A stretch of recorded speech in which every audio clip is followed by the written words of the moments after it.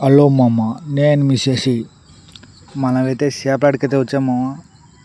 ఎక్కడికి వచ్చి రాగానే మనోడు పిల్లోడికైతే చేప అయితే లాగింది. చేప పెద్ద చేప మామ.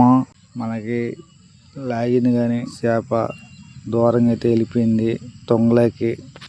మా ఊళ్ళైతే చూడండి మామ, చేప కోసం ఎంత తనకలాడుతున్నారో.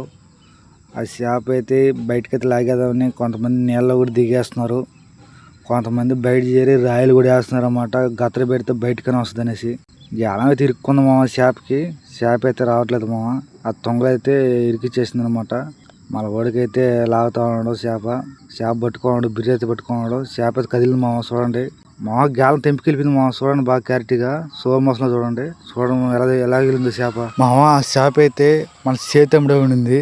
చేతమ్ముడు ఉండేటప్పుడు చేపని పట్టుకెళ్ళిపోయారు అని అనుకుంటారా మీరు?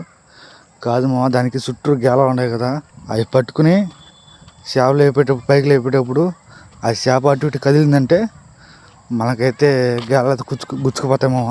దానివల్ల పట్టుకులేపోయాము మేము.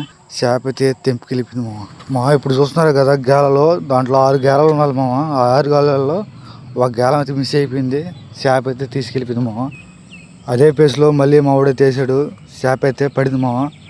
ఈ చేప అయితే కనీసం ఒక 3 కేజీలు దాకా ఉంటుంది. ఓకే మామ, ఇలాంటి వీడియోలు మీకు కావాలనుకుంటే మా ఛానల్ సబ్స్క్రైబ్ చేసుకోండి. ఇన్స్టాగ్రామ్లో ఫాలో చేయండి మామ. Okay, bye.